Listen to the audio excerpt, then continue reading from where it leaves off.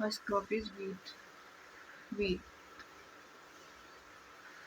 2n is equal to 48. Inflorescence is Culm. Family Poaceae. Scientific name is Triticum aestivum. Scientific name should be always underlined when written in copy. So Triticum aestivum. Now origin in northwestern portion of Indian subcontinent, Afghanistan या फिर south west Asia. Soil and pH clay loamy और loamy texture maximum जो soil होता है clay loamy या loamy texture ऐसे होता है.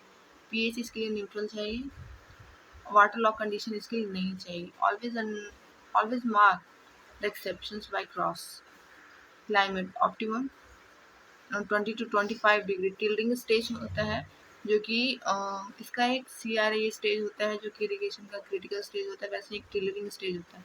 तो टिलरिंग के लिए जो इसका टेम्परेचर चाहिए वो 15 से 16 डिग्री सेल्सियस चाहिए. ग्रोथ के लिए 20 से 23 डिग्री सेल्सियस. और ग्रेन फिलिंग जब जो हमारा दाना होता है वो बढ़ने लगता है उसमें 23 से 25 डिग्री सेल्सियस. राइपनिंग के लिए 25 से 30 डिग्री सेल्सियस.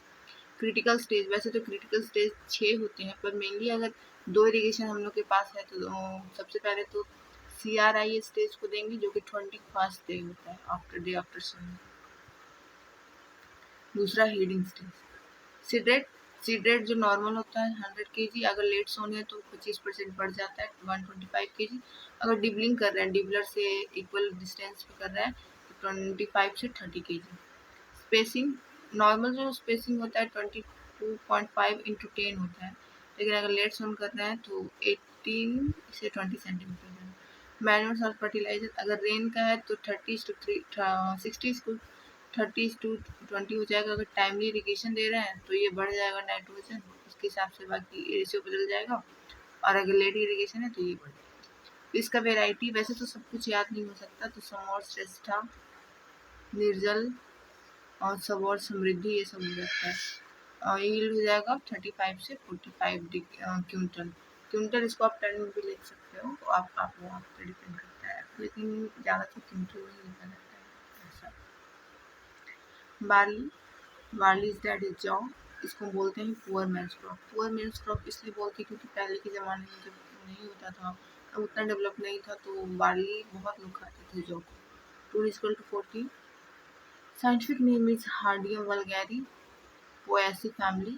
सेम जो सीरस का फैमिली होता है लगभग सेम ही होता है पोएसी. नॉर्थ ईस्ट अफ्रीका या फिर इसको साउथ एशिया भी बोल सकते हो. इजी है साउथ ईस्ट एशिया बोलने में थोड़ा सा ठीक. इसका क्या हो जाएगा soil and pH sandy to moderate. फिर हैवी लोमी या फिर लोमी लिख दोगे तो सही है. इंडो गैंगेटिक प्लेन्स ये जो होता है ना 8 एग्रो क्लाइमेटिक जोन में बांटा गया उसमें से एक इंडो गैंगेटिक प्लेन्स मतलब गंगा रिवर के आसपास का जोन. इसका पीएच कैसा चाहिए न्यूट्रॉन टू सैलाइन. क्लाइमेट क्या है टेम्परेट क्या होता है जो मेनली उधर पोलर साइड मतलब हिमालय साइड जो होता है. सब ट्रॉपिकल.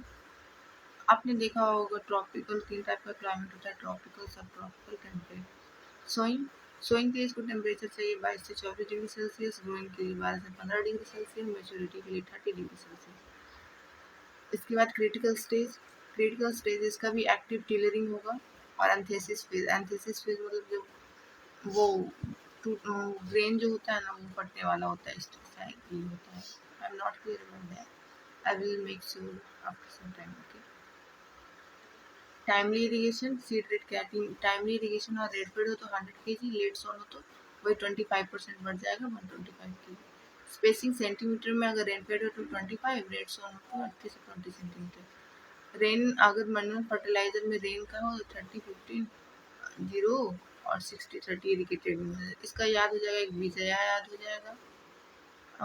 और हल्ड हकलेस HS से याद हो जाएगा हकलेस और H से हल्ड.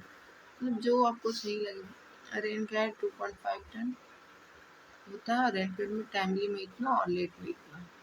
That's for today. दो क्रॉप को मैंने कवर कर लिया इन द सेशन.